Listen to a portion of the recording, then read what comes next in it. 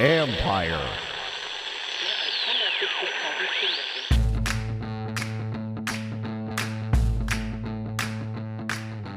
Hello and welcome to my podcast. Do me a favor, subscribe to the John Conn Report wherever you get your podcast. You're watching on YouTube.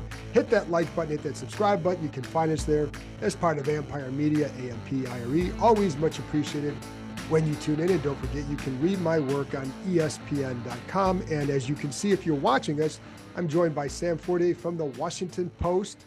You can read his work at the Washington Post. How's that? Sam, how are you?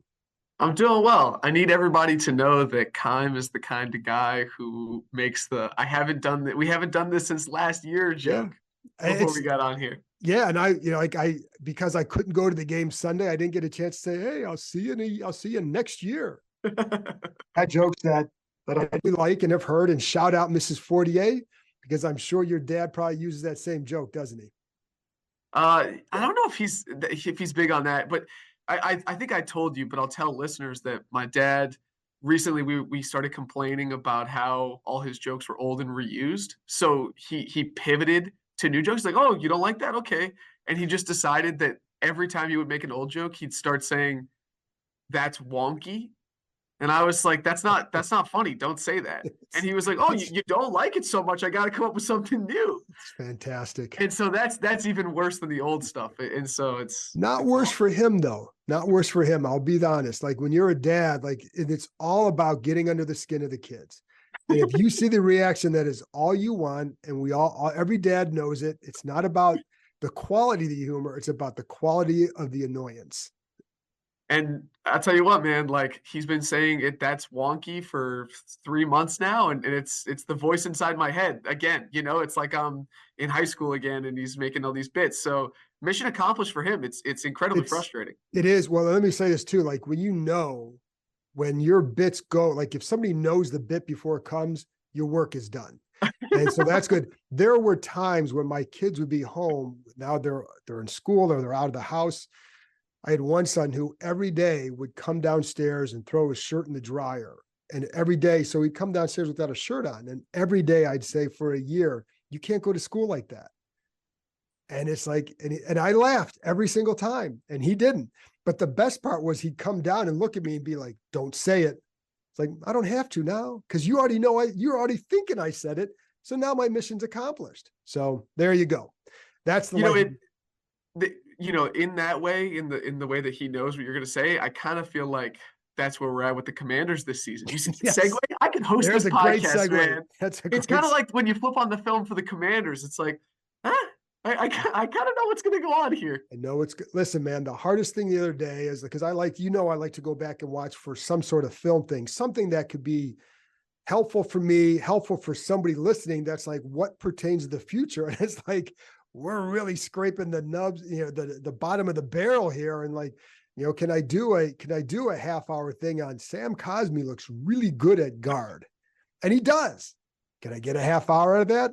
I don't think so. So you know what's funny is like there are so many commenters on like the Washington Post website when I write about Sam Howell or the offense. People are in the comments just saying like O-line, that's the problem here. But then when you write about the O-line, like nobody reads it. And I kind of feel like the same thing with Sam Cosmi. It's like if you want to talk about the O-line, like we can get into some nitty gritty Sam Cosmi, the athleticism on the screen game. We can talk about all that, but I don't know if people really want that. They do not. So I can tell you they do not. And I've stayed away from them. Like, it's okay to talk about him because he's actually done really well. So you can strike right guard off the offseason wish list. Take that off right now. He's your guy. Mission accomplished. They filled Brandon Sheriff's spot. So, but the other thing, like today on Wednesday, we're taping this Wednesday, talked to Ron Rivera about the quarterback situation. Sam Howell goes back in as starter. I mean, do you have any thoughts on him finishing up the year? And as JP brought up, first time a guy has started the whole year here since Kirk Cousins 2015. Any thoughts on that? I mean, it is not like, here's the thing is it is important, I think, for Sam to play it out and to get all the development that he can. And I think I went back today, I wrote a story about basically all of the defenders that have played Sam this year, their comments. We've gotten some comments either from, the game book when they send it out from PR, or my colleague Tremel Rags has done a great Right. job all year going into opposing locker rooms and talking to defenders about Sam. And basically, I went back through, and from almost every game this year, we had something, and almost every defender will tell you Sam is really talented. Yeah. He's a good quarterback. He's a young guy making mistakes. He makes bad decisions Yeah. sometimes, and those bad decisions are killers. And basically, the game plan has just been, hey, like if we can stop the run, make them one dimensional, and Eric Bieniemy doesn't need any help being one dimensional, then Sam will just make enough mistakes where we're going to come out ahead here. They're not going to play complementary football with the defense. But I think the other thing is Sam at times has struggled to read defenses pre-snap, which I'm sure you've Mhm. talked about. But I think the bigger thing is that when the picture changes post-snap, he has a Yeah. hard time adjusting. Yeah. And I don't know if you've talked about that with your audience a ton, but I think universally people say he's a good quarterback, he's tough, he's mobile, he has the arm strength, all the things we already know. It's just those a couple decisions. And actually, Oliver, the 49ers cornerback, was saying that they felt like if Sam eliminates a couple of those bad decisions per game, like I think he could be a really good quarterback. It's really one of those small things. I think that decision making is a really big thing.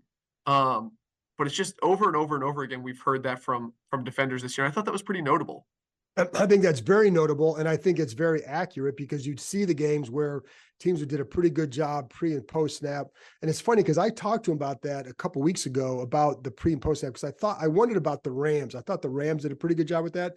And then I went back and asked, I talked to him about that. He said one of the things with the pre and post snap, he said a lot of times, like, you might see somebody rotating. He said, but his focus might be on like one safety to see, does this guy rotate and where does he go? And that tells him about the coverage.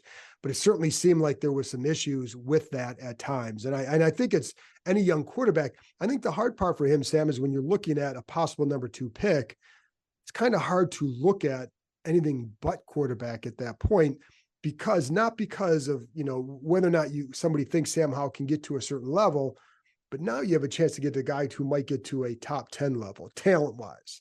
And that's where, like, if they were picking 20th, you'd look at this differently. No, totally. And I think that when you look for a guy, whether it's prototypical build or some of that elite talent skill set that you said, you just have to take the upside because obviously the best quarterbacks in this league win. I mean, you just look at the playoff teams, like those are a lot of elite quarterbacks that are going to be in there. Um, and so you got to think quarterback is about ceiling play and you got to make the play for the It ceiling. But I is. think one of the reasons why I know we all might have Sam Howell fatigue, particularly with the way he's played and, kind of, especially the second half of the season looking a little cyclical. Look around the league. Backup quarterback is more important than ever. Yeah. There's historic quarterback turnover. I know they set the record last year in terms of number of quarterbacks who played. I believe they're going to do it again this year with 60, high 60s, low 70s, something like that. And so, I think there's a real chance, Sam Howell is on this roster again next year as the Yeah. backup. And so, if like most of the teams in the league, you have to rely on your backup at some point, like you're going to need him to grow from the points that we're talking about right now. Right. And I think that's a good point though, too, because it's not like, okay, he couldn't do it in year 1 as a starter, discard him. You shouldn't do that because there's something there, whether to what level it gets to, whether it's just as a really good backup or an occasional or a top, maybe bottom half starter, in the or mid range, whatever. There's something there. So he has value to you here, even if you draft somebody else. And here's the other thing is, one of his strengths is plays outside the pocket. Well, you may have a shot at a guy who's the best improviser in college football in Caleb Williams. So he's the same size as Sam, but he's better at that elite trait. Then you have Jaden Daniels, who's taller, but who also has that elite trait. And you have Drake May, who's taller and sees over the pocket. So you have guys who have traits that are where he's at, or he does some of these things well, but you have guys who have traits that can take it higher. Plus, you're starting over on that 5-year quarterback payment clock. So Yeah, I think that's an important part. I think that, and I'm kind of fascinated where the Bears end up because they're kind of going through that same evaluation right now. I know right. your colleagues just did a story about that, but I it's hard for me to see them sticking with Justin Fields, just considering, where I know he's played really well. since he came back from injury. But if the Bears stay put, or if they trade down, if they're open to trading down and they're not going to take a quarterback, like if Washington does end up with the second pick, I think that starts a really interesting conversation about how much do you have to pay, to move up for your guy, or are you content staying put? I think that's a really interesting conversation. I'm sure we won't talk at all about between now and No, April. not, I mean, probably not every day, but maybe 3 days in a row, take a day off, talk about Sam Cosmi and get back to quarterbacks. So, but it is, because the hard part for them, and again, this will be, get into other stuff in a minute here. So for people burnt out already on this, which you're not going to be, because everybody wants to know this. But if you're going to, let's say, everything's going to depend on how much do you like, however quarterbacks you think are in that top 5 range. If you think it's 2 or 3, how much do you like the second and third guy compared to the first? Because that's going to determine, do you need to move up or not? And, then what do you have to give up? I mean, if you like Drake May or Jaden Daniels as much as you like Caleb Williams, and you're saying then you don't have to move up and you don't have to give up more for the future. So that way you can do a better job building around this quarterback and stacking this roster with more young talent. That's going to be a factor too. Absolutely. I have not personally had a chance to dig in beyond the surface level to these top quarterbacks. I watched Penix throw that absolute laser off the middle against, I think it was cover 2, maybe it was quarters the other day, which was impressive. But have you dug in as much? Not at all, because it's just too hard. That stuff, it's too hard to dig in during the season. You watch it as a fan, and when you're watching it as a fan, you're not going to see the same things as when you go back. And the hard part is too, as you know, like unless you're watching those all 22, it's really, really, really difficult to get a feel for a guy, because you need to see how are the safeties playing this guy? How are they rotating? What's the reaction to this rotation? All that stuff. And so, but you can get traits, you can see, the footwork, you can see certain things that you even just watching TV, but I haven't had a chance to dig into it yet at all, because that's an off-season thing. And the hard part too is that, and we're going to be talking about this a lot, I'll have people on here to talk about it who have dug into it, but they're going to have a lot of money in free agency. That comes first. So, that's going to determine a lot as well. So, but I think the fun thing is though, listen, when you're trying to evaluate a quarterback, it's a lot more fun to watch. And if you're like, all right, which of these linebackers are they going to take at 19? Ooh, having said that, I loved watching Koromoa. And I talked about this with Nikki the other night. Like, I really like watching him because that dude could play.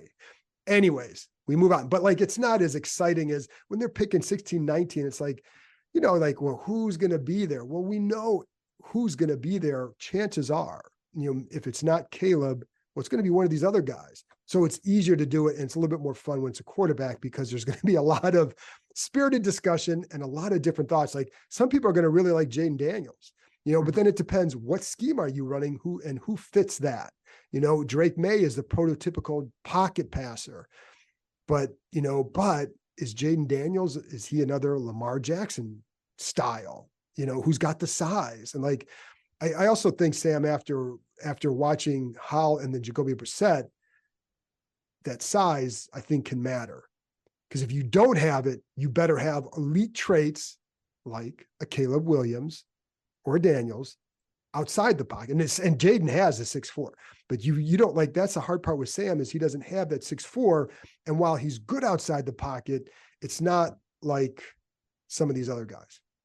Obviously with Taylor, he has a very different skill set than Sam, but I think the thing that you've seen with both of them is that the height is real. You have to get either deeper in the pocket or you have to move the pocket, and Sam can obviously overcome some of those things with arm strength, which Taylor can't. But I think that you've seen that particularly in the red zone with both of those guys. Sam, Taylor with the arm strength more, but Sam, when the pictures get cloudy and things get tight in there, I think he has a harder time, and I think they have to do some of those things. So height, I definitely think matters. It's not the number one trait by any means, but it's certainly not a thing.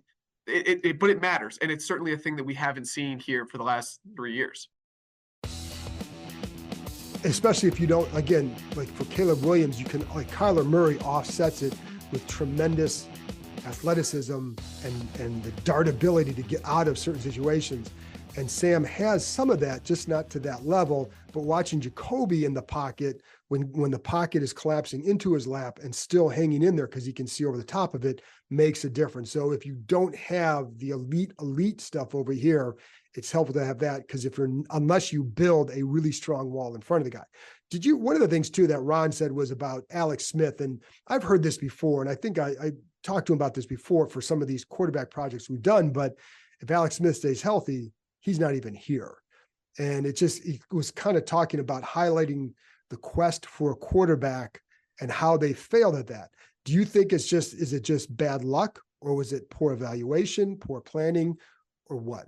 Why they didn't get a quarterback? Why they weren't able to solve that to the level that they needed to? Because like whether or not, again, with Sam Howell, if they were 8-9, you might be rolling with them again, for several years. Who knows? But it's not that situation. Yeah, and this is kind of a sensitive, I don't feel great saying this, but I do feel like when you look at Ron and the quarterback position, you have to go all the way back to the beginning when they had the number 2 overall pick in 2020. Yeah. And there were some good quarterbacks in that draft, obviously, with Tua and Herbert going after Burrow at 1. But when you come in and the owner's guy is Dwayne Haskins, and you got to stick with Dwayne Haskins, and how that, situation turned out, I think you have to say that that's going to set you back as a head coach, in terms of what you can do roster building wise. And so the next year, it obviously wasn't a great year for quarterbacks, and you go, okay, we're gonna get a bridge guy. I think that was an okay suggestion, but you're putting you're putting all your chips on year 3, Mm-hmm. because if you're year 3 of a regime, you just have to get it done. And then obviously to go out and make the push for Carson Wentz, which I know, your colleague, you've reported that Dan Snyder was potentially involved in the acquisition of Carson Wentz, and Ron said he's the guy that looked at the analytics. Like, whichever reason that was, ending up with Carson in year 3, kind of being the third team in 3 years to take a shot on the guy, that's just never the position you want to be in. So I do think it was some self-inflicted, the Carson Wentz situation in particular, but some of it, I think was out of Ron's hands at the beginning. And I think so too. And I think even like last year with Wentz, the other alternative was one of the options too they're going to do is Trubisky and then draft a quarterback. And, now you can say like neither one of those scenarios may have worked out. At least with Trubisky, what you get is the cap flexibility. And so you're not occupying 28 million of the cap. And so maybe could you have built around the quarterback better? Because one of the things to me is if you're not going to get that guy, you had to do a better job protecting that guy. And I don't put all the blame on the line here. I don't, because it's never that simple. And you can see certain situations, but you still could have done a better job building out that line, especially last year when it was Trey Turner and Andrew Norwell. I mean, that's the thing is like, okay, Trubisky and draft a guy, maybe it's Sam. Like, I don't think that turns out materially better. No, that's what I'm saying. So, but it gives you, but could you have built around that position better than you did? Regardless of who it was last year, you still needed to build around them better. And I think that's where I say, especially on the front, like, and again, I don't put all the blame on them. And I don't think it's as simple as Sam Howell's going to be a great quarterback if you draft a tackle. And I don't think anybody's really saying that, or you shouldn't be, but you still could have built a stronger line coming into this season. And especially if you knew Bieniemy was going to turn into a 70-30% guy. Yeah, no, absolutely. And I think it's highlighted, right, by the fact that Trent Williams just came back, and the fact that Brandon Sheriff is probably going to the playoffs. Like, even though right guard, as we've said 3 times in this podcast now, is fine. When you look at the free agent acquisitions, the way they built this line, and I wrote about it before the year, like, people outside of this building said, hey, that offensive line has a razor thin margin for error. They have committed one of the lowest amounts of draft capital, one of the lowest amounts of, salary cap money. Like, it was very clear that, like, if you're going to make all these bets, like, the offensive line was a tough one. So it's not the only reason, but it is something they have to get right in the future.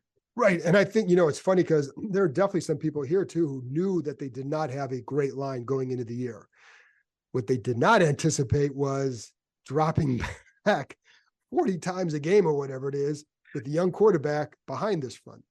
I mean, that's the thing though, is like, Sam Howell's sack rate, I think we've probably talked about this in Yes, like September, October, but like when you have a quarterback who is as competitive as Sam is and makes as many, opens himself up to as many sacks and interceptions and bad plays as he does, yes, as many good plays he makes, like dropping him back was good for development, sure, but theoretically good for his development. I got the thinking, but like, man, that just prevented your defense from playing complementary football basically all year, even though the defense has correct. problems of its own.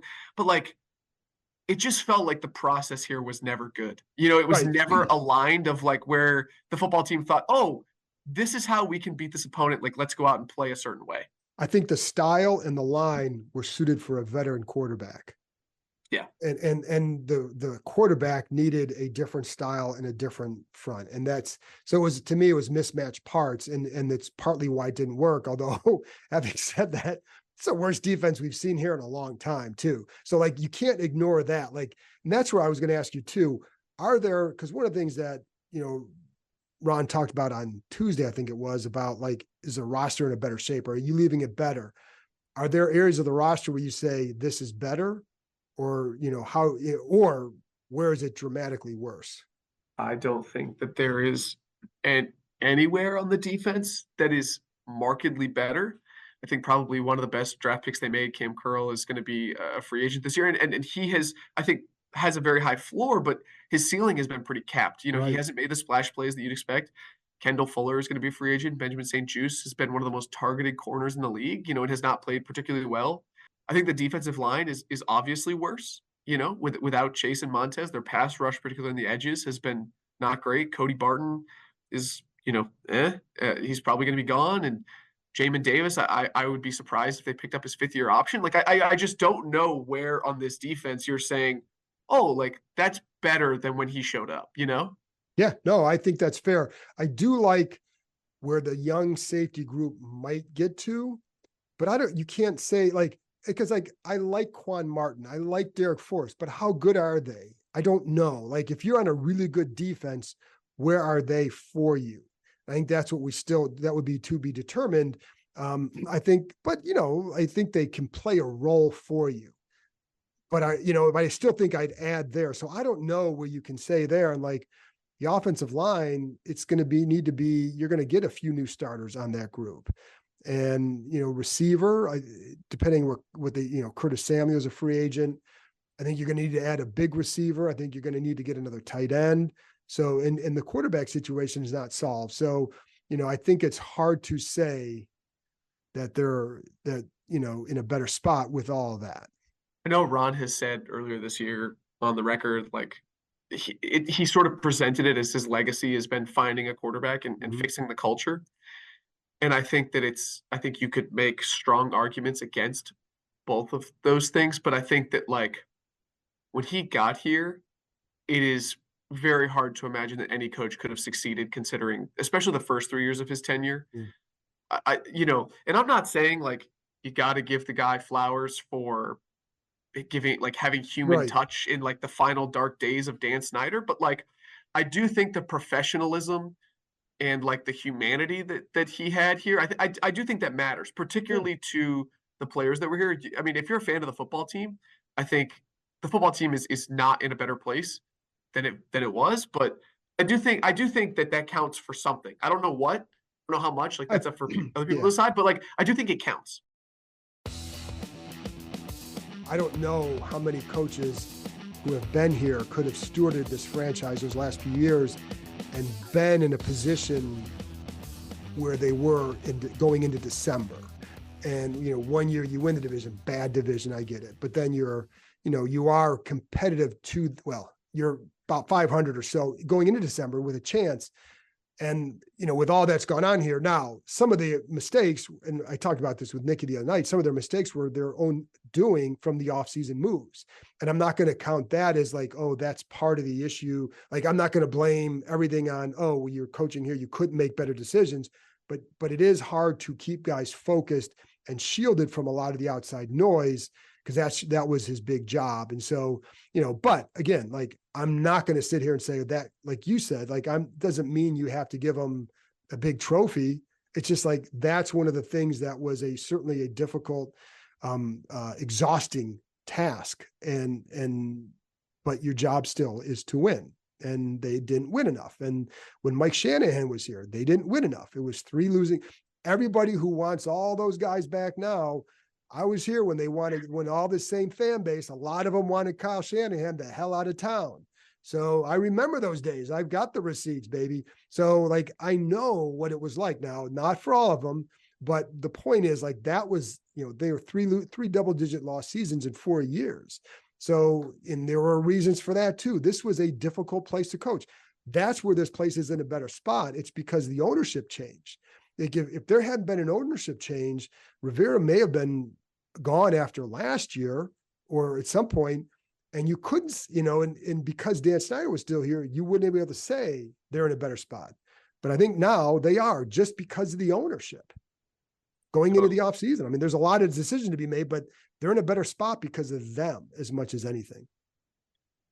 Do you think that there is, and I have some answers here if you don't, Right. but do you think that there is anything that matters in this last game? Just the speed of it. just can we get it over in 3 hours or less? We need Bill Callahan calling plays in this game because it's a 2.5 hour gem. So that's now I will say, kidding aside, like, I think it matters to get Terry 1,000 yards. I think that matters because of what he means to the franchise. I think it'd be nice to see that guy get rewarded again, given what he's faced here at that position. And it's just been a tough year for him. I think that matters.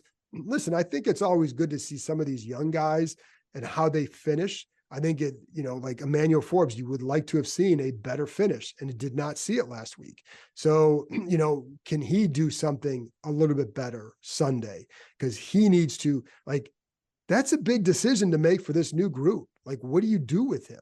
And, do you think he fits your scheme? I don't know. And so I think I think some of those young guys, like, there's a lot of guys that, I don't think we're going to see certain veterans again. Right.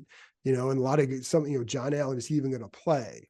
But I think some of those young guys, you want to see a better showing just to bounce into next year. And I don't know if one game is really enough to do that, but I think, like, Quan Martin, can he put together another good game? And it's not been flashy, but it's been solid. Can he do that? But, like, on the offensive line, who there outside of our MVP, Sam Cosmi, who there is, like, who's going to really, now Sadiq Charles, could he factor still? Maybe, but I don't think you have your center, and you're going to get another tackle, at least one. So what do you think? I would have said the same thing, a few of the same things, including Emmanuel. I do think, even though, we didn't see him play super well last week, I mean, it was since week 6, after he got benched, he has played more than 6 snaps in a game 4 times.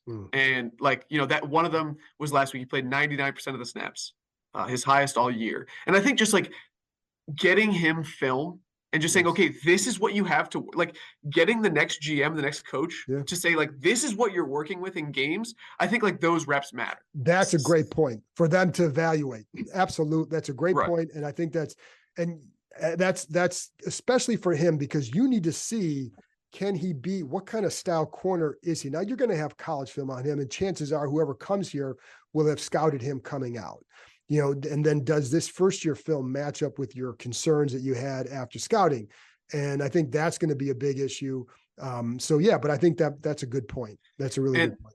And the other one is just make sure this is not like, and I know that Dallas has something to play for, so it's not going to be like last year, but make sure you take this L and make sure that you put yourself in position to have the best chance to get the number 2 pick. And I'm sure you've talked about, the tiebreaker for that is strength of schedule. And, the games you got to care about is you got to care about New Orleans beating Atlanta, right? Pittsburgh over Baltimore, Vegas over Denver, Green Bay over Chicago, Indy over Houston. Like, those games are going to help your strength of schedule. Pittsburgh's playing Baltimore's JV unit too. Right, exactly. So they should be okay. Yes. But if you can get that loss, get those results, and really lock up the number 2 pick ahead of New England like that, I think that's a huge deal. And listen, if you're a player or coach, you want to win. Sure. I think obviously for the sake of the franchise, like for a fan or for Josh Harris, does it matter if you're 4-13 or 5-12? Well, yeah, it does because of draft pick. But I think what they need at this point to go, and I'm not a believer in tanking. So when it's like December, I don't believe just play all these young guys so you can lose every game. I don't believe in that at all. This game is a little bit different. Like it's because there's a lot to lose here. Now, again, like somebody might come in and say, well, we like Jaden Daniels anyways, and he might be the third quarterback and blah, blah, blah. Okay, well, then maybe it wouldn't have mattered. But you know what? No. If you like Jaden Daniels, you still should want the number 2 pick because then that's the most. No, I get it. The best chance that guy will be there. I'm not advocating. I'm like, right. I don't think that would be I get for the players and coaches, they'd be happy with that result. But I can't sit here and say that I think, because again, usually I understand why they want to win. Sure. But man, I think at this point for an ownership group, you want that number 2 pick. Right? Yeah. Is there any way that Josh Harris, Look, I don't think it's coincidence. I mean, you and I were both in Philly I can't even remember at the end of what season it was. I think it was 2020.